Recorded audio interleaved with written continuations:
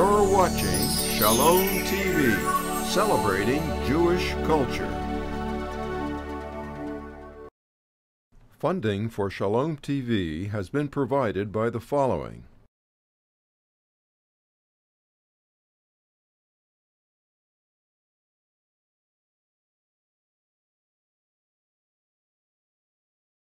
And by viewers like you.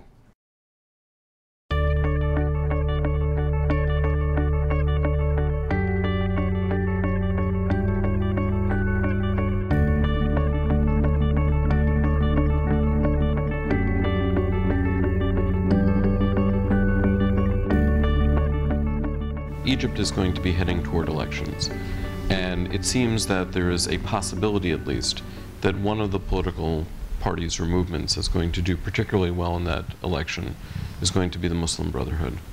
And so the question then becomes, so what is the end point of this? And despite, or the, I guess, the conflicted feelings that some may have about what is happening in the Arab world is, first there might be this reaction of, yes, it's time to shed oneself of these dictators, but once we move to elections, in many of these countries in which civil society has been suppressed, where political parties have been banned, where people have not had the ability to organize, and the only thing that is left that had some space in which to organize, mosque, yeah. What is that then going to mean? In Egypt, there's every reason to be hopeful that with good policy making on the U.S. government's part and Israel's part and others, that if we establish a dialogue with civil society and leaders of the parties, as we should, and we lay down our policies, our red lines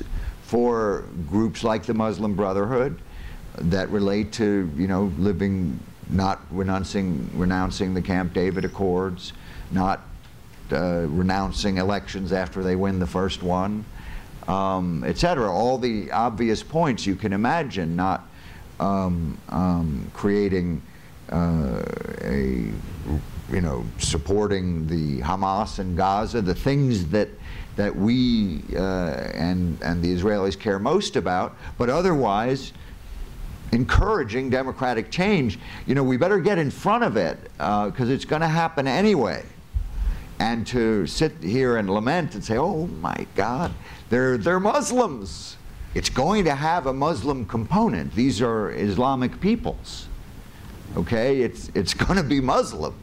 And, you know, that's a reality. The question is, to what degree do those Muslim parties see themselves in the model of a Turkey or in the model of an Iran? The change is coming. The parts of the world that Israel should and does care about, in Egypt, we haven't talked about Jordan yet, but in Egypt is going to be different. But I believe there's a chance for it to be a warmer peace. It was very cold, and a more sustainable peace than the one that has existed up to now. And obviously, let me just play devil's advocate. Doesn't that presuppose that those that end up winning, regardless of whether they're Muslims, that they are somehow liberals in some sense of the word? And because it's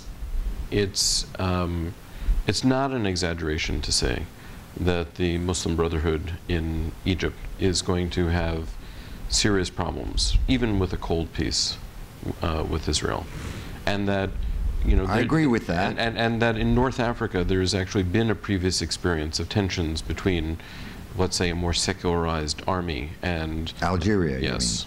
Well, yes, but Egypt is not Algeria. I think that's a pretty big difference. I think what we've seen that has brought on the revolution is of a wholly different character than what happened in Algeria, of, you know, the extremist Islamic parties trying to have elections occur one time. I think that's where the idea of one man, one vote, one time phrase first came from in Algeria. I think, you know, we should look at what happened in Egypt, and yes, we should be cautious, but we should see it for what it was.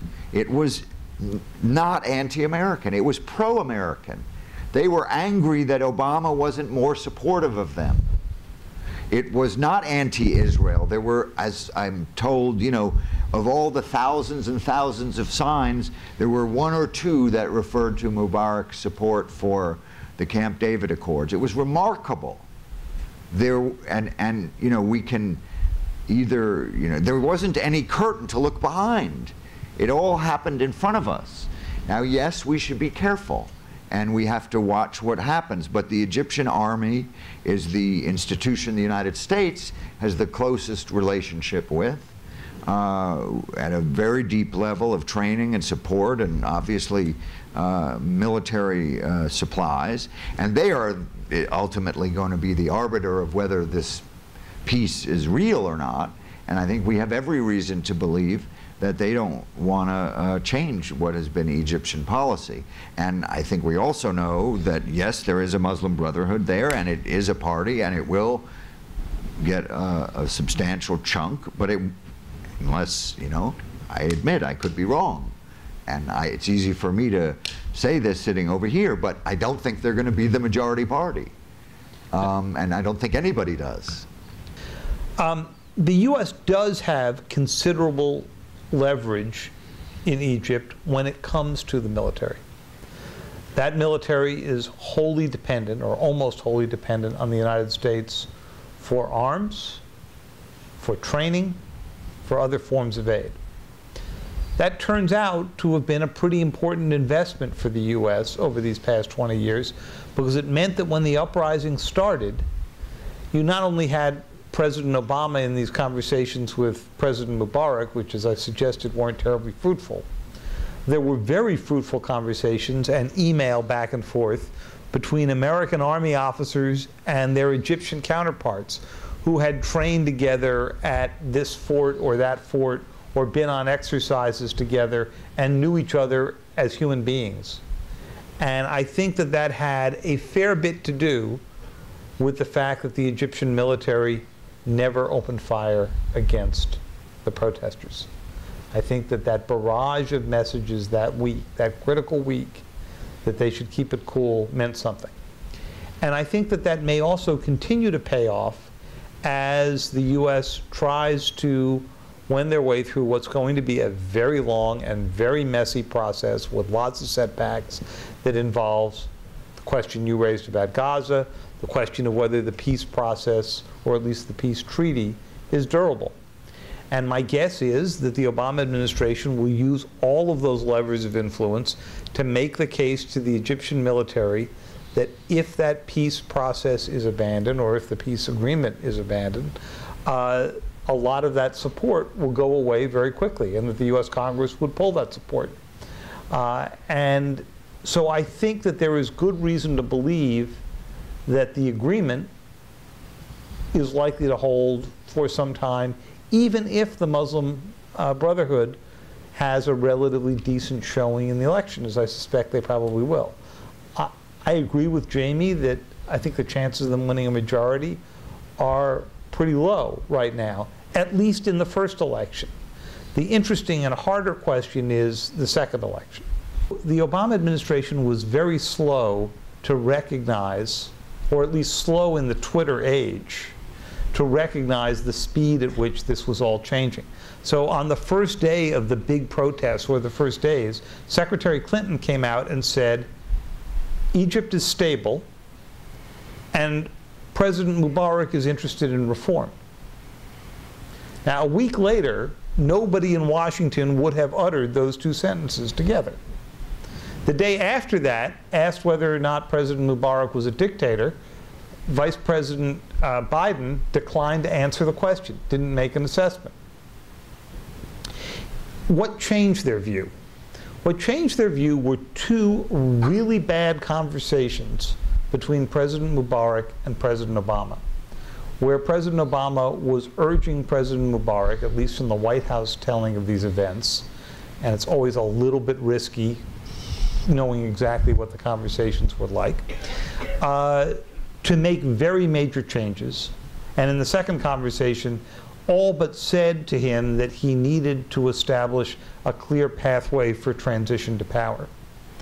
And President Mubarak instead came back and described how this was all a foreign plot, how Nasser had gone through something similar.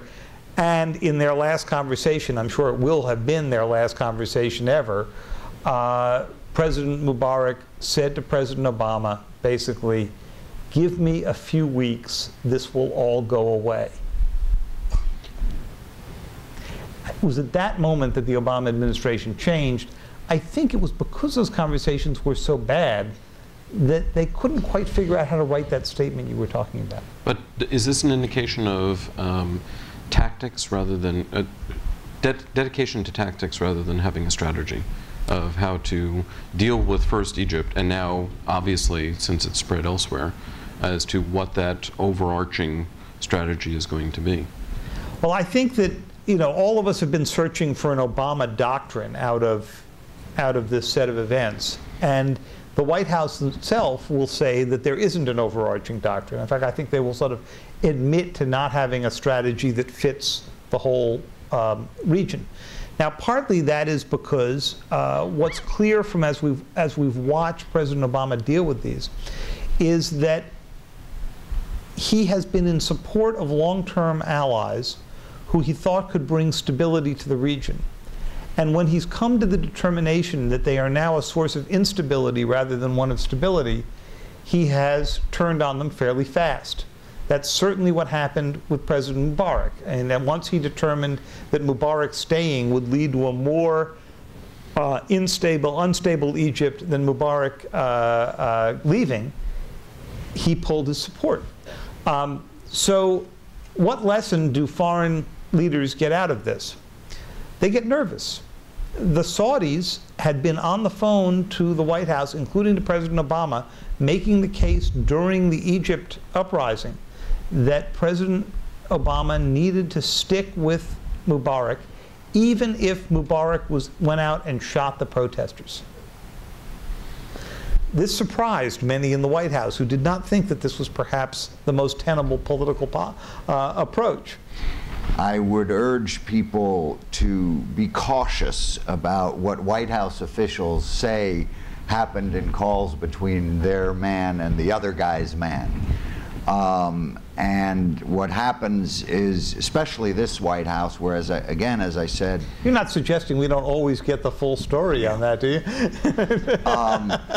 Especially in this case where the White House has such a high component of what you would, I think, fairly call political advisors in the top positions of national security making. In fact, I think there's never been a more small p political foreign policy team than this group, simply by virtue of the fact that three of them are senators. Biden, Clinton, and the president were senators, so their approach to foreign policy making is very political, and they've had their aides, political aides in the White House, have this high quotient. So that makes this, you know, our guy, their guy, and it perhaps creates the dynamic that would allow Mubarak to go without thinking through the consequences of not having a perception grow that we throw our allies under the bus when it's convenient. And there is real danger to that, and we're paying, right now, Secretary of Defense Gates had to have a one-on-one meeting with the King of Saudi Arabia, using all of his years of links to the Saudis to try to pull this relationship out from what is clearly the worst position it's been in a long time. Now, what we are dealing with right now is a time when the President of the United States has said very loudly and clearly that he doesn't see our role as to be the leader, that he worries about our involvement infecting the developments on the ground to the negative of the protesters or the people conducting the demonstrations, that somehow American support, statements, involvement is going to make things worse. I think people who say that are overstating from a previous era the the stain that comes with American involvement. I think what's remarkable about these events, and let's face it, we're here at Yeshiva University, and it's a place where obviously the issue of Israel and people's perceptions towards Israel matter a lot. Former ambassador to Israel, Dan Kurtzer, and to Egypt, frankly, was an alumnus of this institution. There isn't a lot of anti-American, anti-Israel, anti-Western aspect to these hundreds of thousands of people across the region. No flags burning, insignificant references to Israel in all of these demonstrations. And so I think what that tells you is that the worry that American involvement would somehow have a negative effect, I think is wrong. And so therefore I think we should and can have a strategy for this. We can and should not worry that speaking loudly, speaking clearly, saying what our goals are and our things we want to see not happen are, will somehow harm the cause of democratization in the Middle East. I think that's a wrong judgment. I know it's made well-intentioned that we don't want to harm it, but I think it's the wrong judgment. Similarly, it's happening at a time where the administration is very proudly telling David and his colleagues and the world that the United States is taking a back seat to Europe on Libya. So here we have a fairly significant use of military power. We have NATO engaged, the alliance the United States created, led, and nurtured for more than 50 years. Its credibility at stake, and NATO is effectively led by Americans, and we're saying, oh, I don't know what's going to happen in Libya, it's over to you, NATO. And I think both of those issues, where we're worried about our involvement and the handing off of Libya to NATO, reflect a desire not to have a strategy. But there is one. It's possible to create a strategy.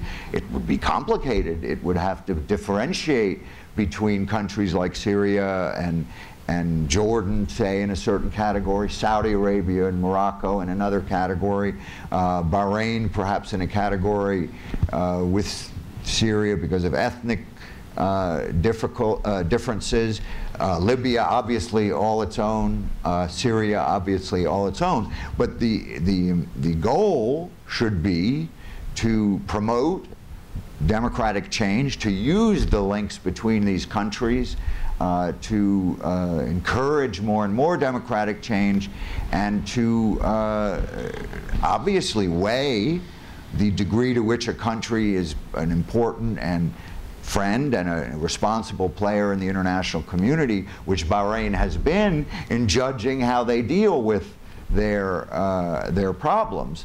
But we are not, all we'll say is, oh, we have a strategy, we're for universal values. And other than that, we want the demonstrators to have the freedom to act without being infected by the United States.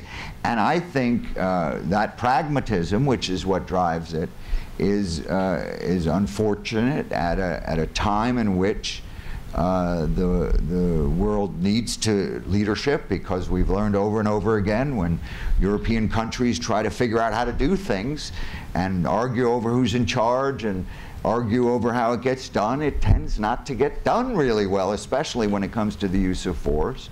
And when these momentous changes are occurring in places that really do matter to the United States, both for our own national security interest and the interest of our friends like Israel.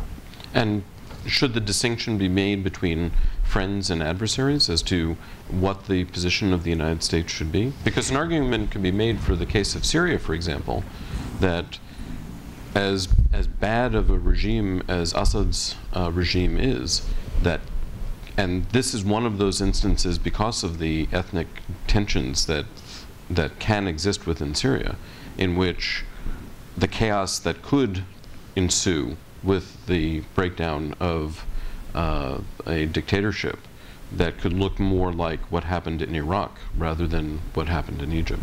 Well, you know, people do worry about that. I've heard that argument made very much along those lines.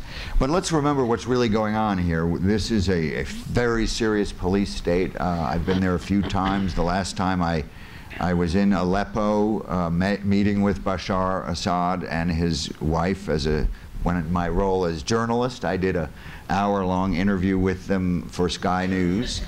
You know, and they'll say all the right things, and his wife is gorgeous and modern and friendly and Western-oriented, and he'll sit there and tell you why everything's being done, all that can be done.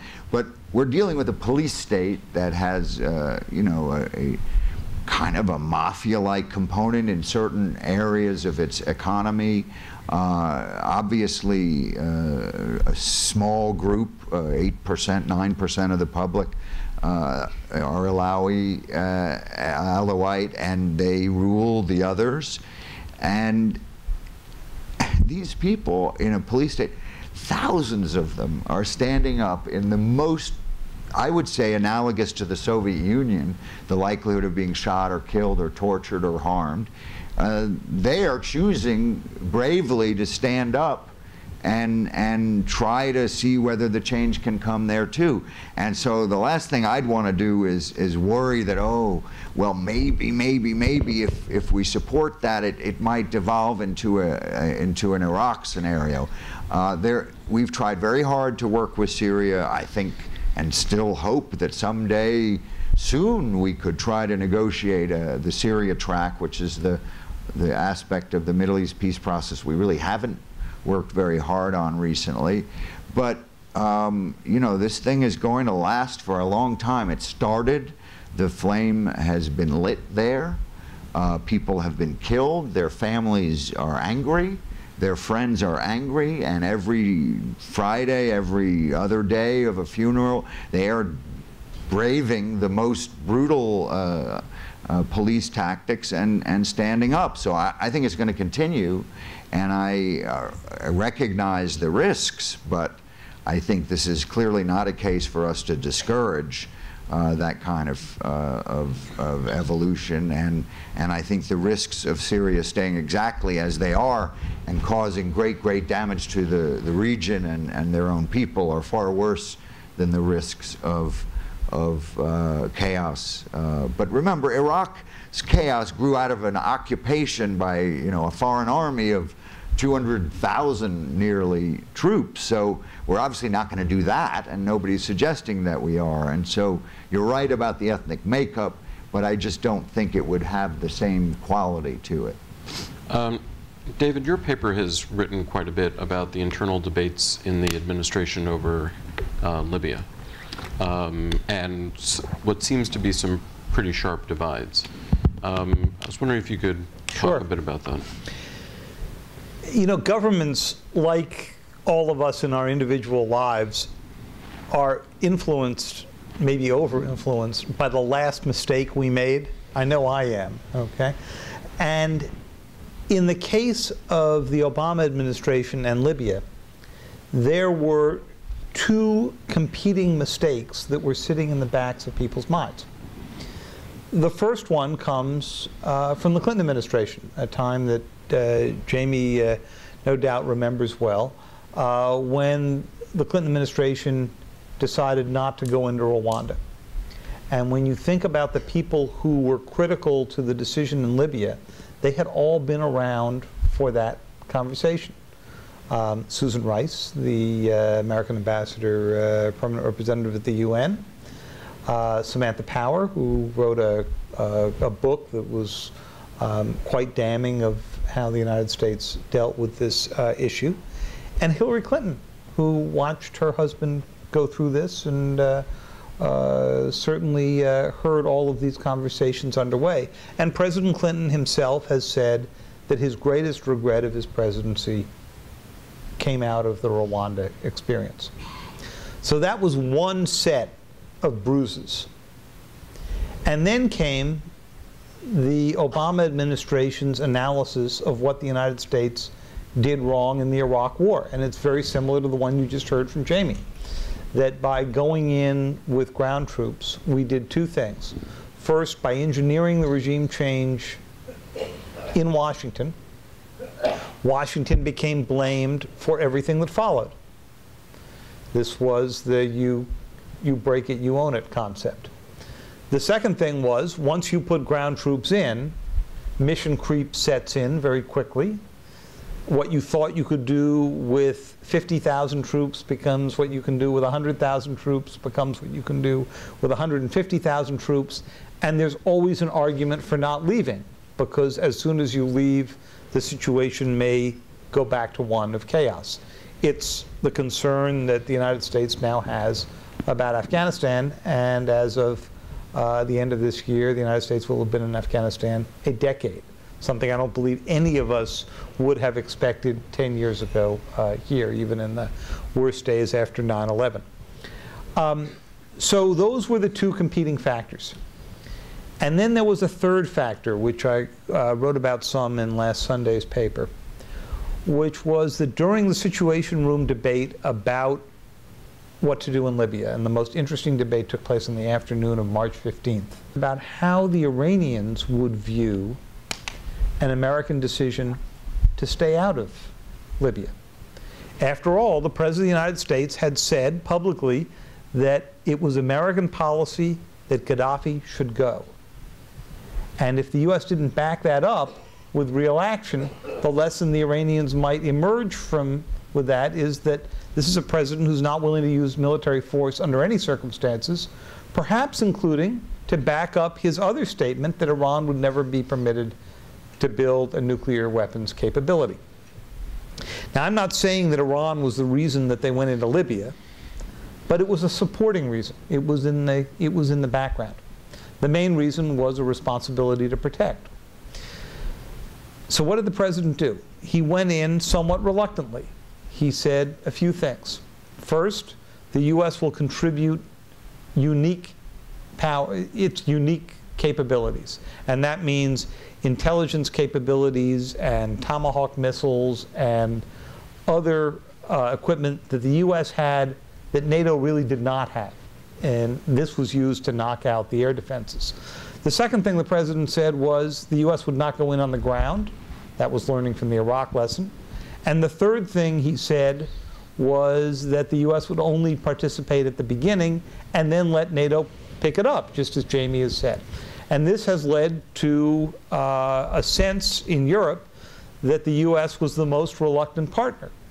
The White House sense of this is if the Europeans are going to learn how to make NATO an effective fighting force, the U.S. has to sort of step back and let them do what the French, in this case, were the most eager to do, which was get this thing going. How will this turn out? Well, if it ends in a stalemate in which Gaddafi stays, I think the president may be in a pretty tough spot, because he will be criticized for having gone in too late and then not going in with enough force. In other words, having violated the Powell Doctrine. Right? If 2 months from now Gaddafi can't take it anymore and he leaves, then the president will be able to stand up and say the U.S. does not have to be in the lead on all of these things.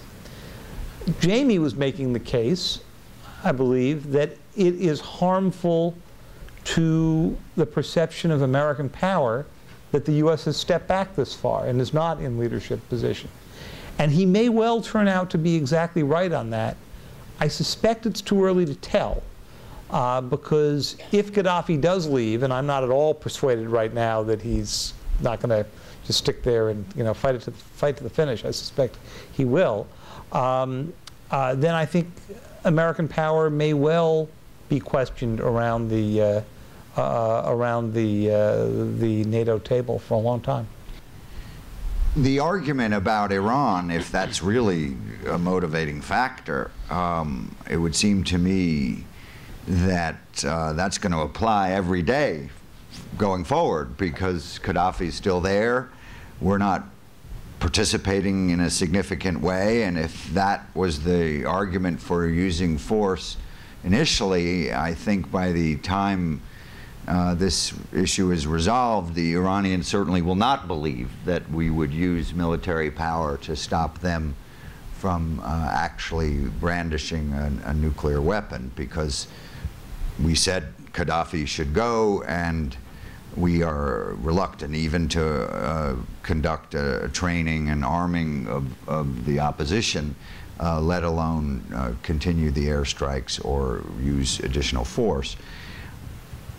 Sure, it would be nice if the European component of NATO, and remember, this is a really unique time, and I know this may seem obscure and Cold War-ish to some of you here, but there was a long time, for decades and decades, where we wanted to see the French and the other Europeans play a role alongside us in NATO, not in anything else that they wanted, where they wanted to have their own European security system or their own EU force, or et cetera, et cetera, et cetera. The French have now done what we have hoped they would do for a long time: rejoin the military committee of NATO, participate in the organization that Charles de Gaulle, you know, essentially took them out of at the crucial time.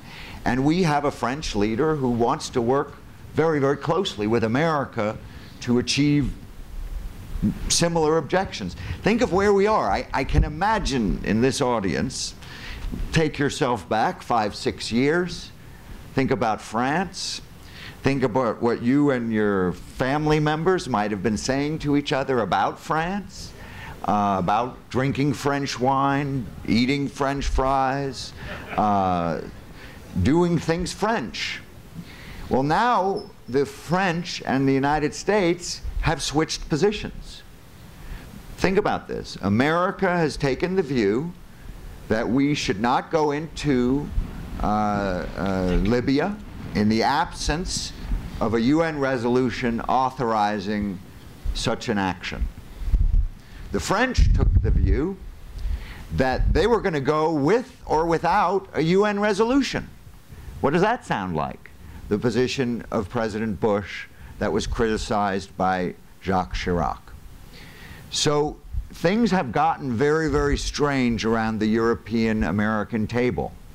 And I worry that although Europe is not filled with the kind of problems of the Balkans in the 90s, or the need for their support the way we needed it in Iraq during the Bush administration, that as you can see now in Libya, when something hard has to be done, it looks like it's America and Europe that need to be involved. And so all of this talk about India and China, et cetera, which obviously are strategic issues of a different category, doesn't matter very much, and you have to go back to your allies, to your friends, if you want to do something. And your friends are in Europe. Now, unfortunately, the United States, the British, and the French are not working very closely together. It's a very different era from the Clinton years or the Bush years, where President Bush and Tony Blair were working closely together. It's a very different era with Sarkozy there and Chirac not there. And so what I worry about is that we have a great opportunity to work closely with European leaders who want America to play a leading role, who want the United States and France to together do things that we both say we want to do. Now, Sarkozy may do it in his dramatic Sarkozy way, but it's better than them not wanting to do anything and having to be dragged kicking and screaming to allow the United States to do what we think is important. So what I worry is again, the pendulum has swung too far in the other direction. And I don't believe that France and Britain, the White House may want to have a nice experiment here, but the credibility of the United States, the future of a country that has some significance, whose people we've now committed to protect, and potentially the future of the Middle Eastern Spring, whatever you want to call it, is at stake here. And we're engaged in experimenting whether the Europeans can really do it. It reminds me of what President Bush the First under James Baker said, well, let's have those Europeans figure out Bosnia, and we don't have any dog in that fight in 1991. And they say they have an EU, they want to do it. Let's see how that EU works. That's what we said. And, you know, many years, many hundreds of thousands of dead people later, much damage to the United States credibility under both President Bush and President Clinton.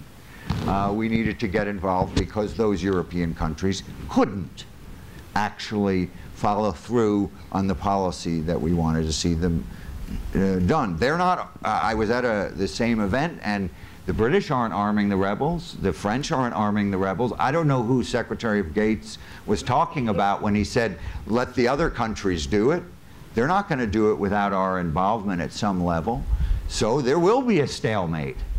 The British and French-led operation is not going to coordinate military operations with the opposition in Libya. There will be a stalemate.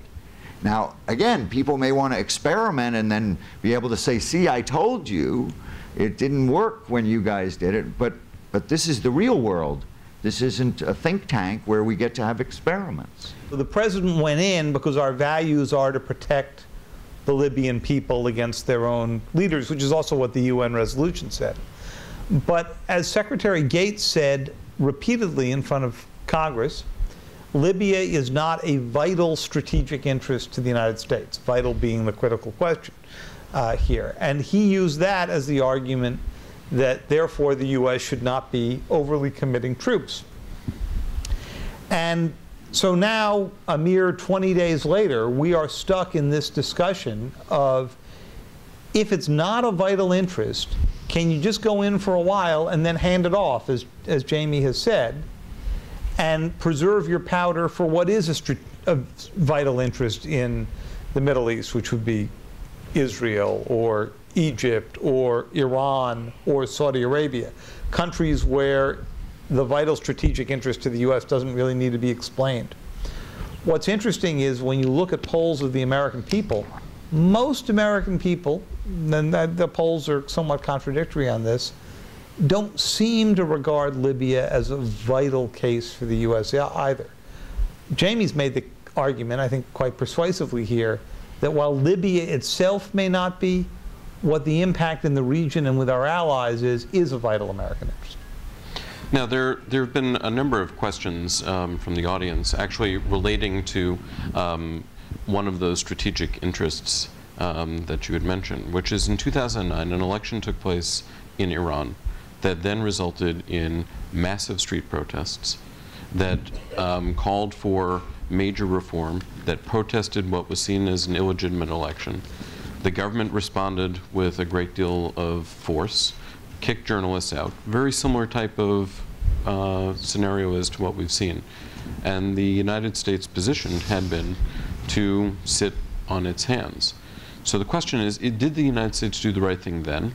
And if there is some repeat of this, if there is, some have suggested that by what is happening in the Arab world, Iranians will view this and say, it is now time again to resume these protests. What does the United States do, or what should the United States do? Well, let me address that very directly. I think, in retrospect, and I also thought at the time, we obviously didn't handle the uprising in Iran very well at the time. It was early in the administration. I think if you, from partly what David has said here tonight and my own assessment of this, the idea of Iran getting a nuclear weapon has been, if anything has been, the organizing principle of the Obama foreign policy. And they believed early on that there was a chance to negotiate an outcome that would have delayed or perhaps prevented that with the regime. And they went to great lengths to express respect for the government of Iran by recognizing the Islamic Republic of Iran, using the phrase Islamic Republic of Iran. And they again used the argument, we don't want to infect the protesters with our support, but I think the real reason, this is again a judgment, I don't know this to be true, was that they did not want to risk interfering what was still at that time perceived to be a chance to negotiate an outcome on the nuclear issue. There also was a phenomenon at the time of you know, these, and this is where I concluded that they really have concentrated power in the White House to a remarkable degree. During those demonstrations, American policy was made by interview. When President Obama did an interview with one station, that was U.S. policy, and they waited a day, and then he interviewed with another TV station, and that was U.S. policy. And the president was doing a series of evolutions from during that week to the end, where I think he got to a pretty good place in how to talk about it. But it took seven, perhaps I'm exaggerating, but several tries to get it right. And that's an unusual development. Normally, that's the task of the Secretary of State. The president would sit back and allow commenting on a development overseas to be done by the Secretary of State. But obviously, that didn't happen. Now, unfortunately, what we see in the Middle East in these uprisings is the different factors that play into success. And the crucial factor is the willingness of the security forces to shoot and kill the protesters. Whether that is in Libya, in Bahrain, in Syria, versus Egypt and Tunisia. It's not that complicated. You have on the one side the willingness of people to stand up for their rights and risk being arrested or tortured or killed. And on the other hand, the number of people for the regime willing to pull the trigger, order the trigger to be pulled, follow those orders, and carry it out. Unfortunately, the country with the most number of people willing to follow that order is Iran, with the besieged forces, volunteer forces, and the Republican Revolutionary Guard forces. We're talking about tens of thousands of people willing to kill their fellow Iranians.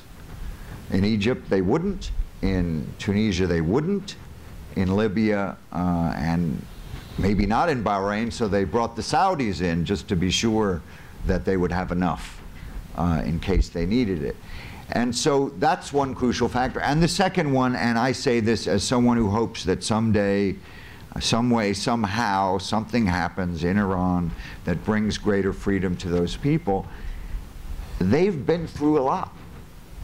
And I don't think they, as a population right now in this time, at this moment in history, are prepared to die in large numbers, having gone through the Iranian Revolution and gone through the Iran-Iraq War, where really enormous numbers of people died. I forget the exact proportion, but in terms of men, it would be in the United States the equivalent of losing 20, 30, 40 million Americans who were lost in the Iran-Iraq War.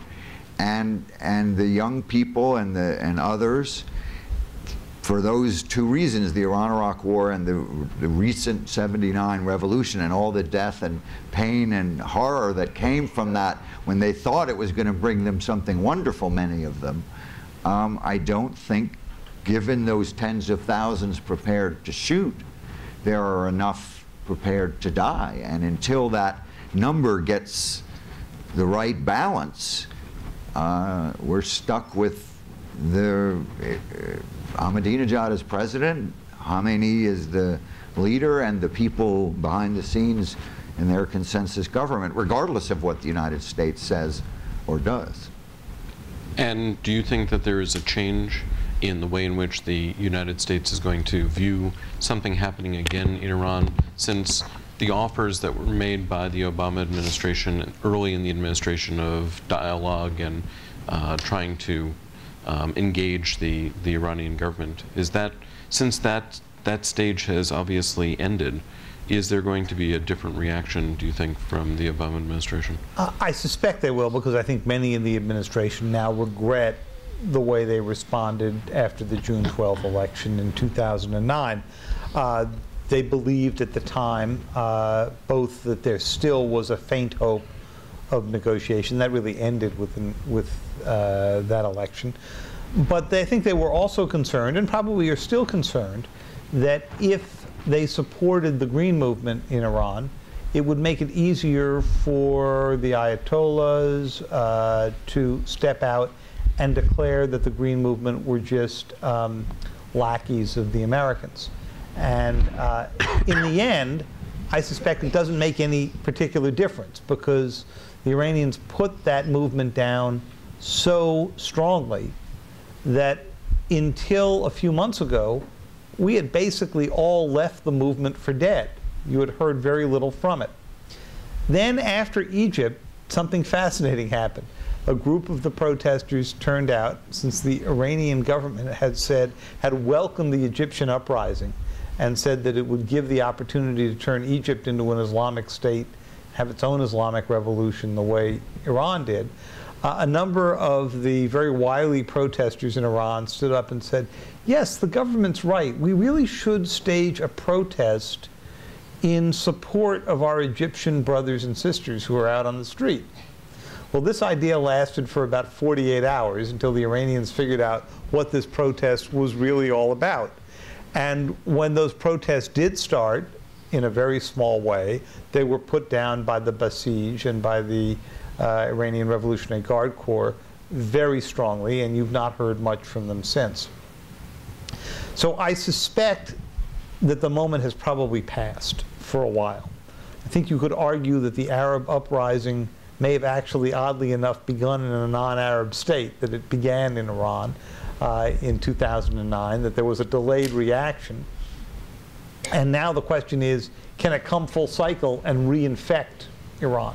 But the good news, by the way, and I think we're both agreeing quite pessimistically, but the good news is Ahmadinejad had a constituency in the Arab world for a while there, by virtue of his anti-Americanism and his whole style of standing up to the great West and the United States, etc.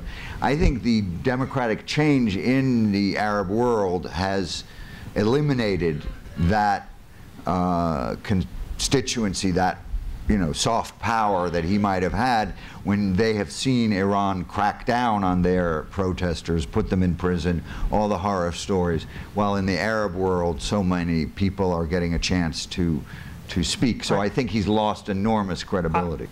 The Iranian nuclear program was the organizing principle of Mideast policy for the Obama administration. And the question is, will it reemerge as one, or is the Arab Spring going to end up so distracting American time, American efforts, American diplomacy, that in fact it may give the Iranians some breathing room to start up again? There has been one other period in history in which there has been a wave of revolutions that took place, and it happened in the 19th century in Europe. But what also happened in Europe during that period was there was a revision back to autocracy. And as anyone who has studied revolutions would say, you never know how they're going to turn out.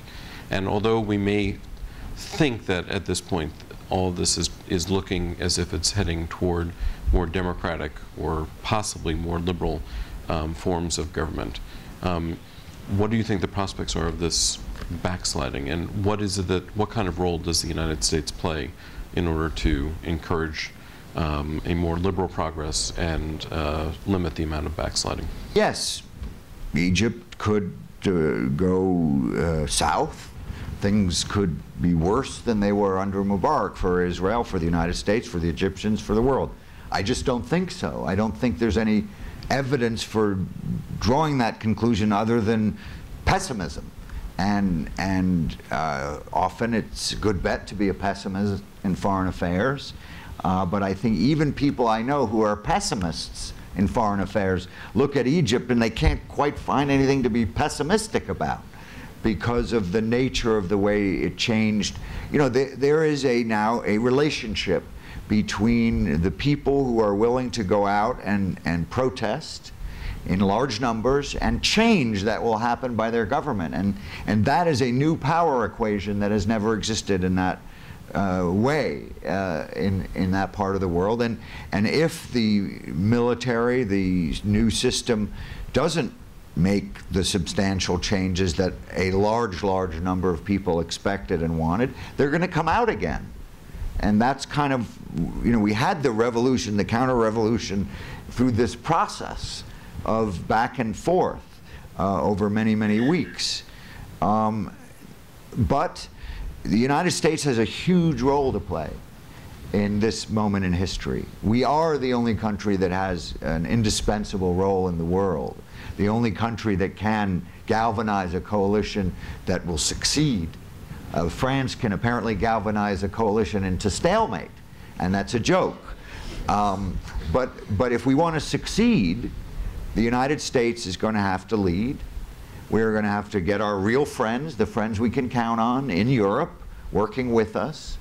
And we're going to have a set of policies, differentiated policies for different problems that recognize that none of this, you know, some may believe that, you know, all this stuff happened. I can't figure out whether the Obama administration wants to take credit for their flood of calls from the military officials to the other ones that they were tracking down on their lists, or say that we didn't have any role in this and it was the Egyptians that did it themselves. I can never figure out which news cycle they think they're in, that they're either taking credit for making historical change or denying that America should have a role because we would infect the occasion. I think we have a role, okay? That's my view.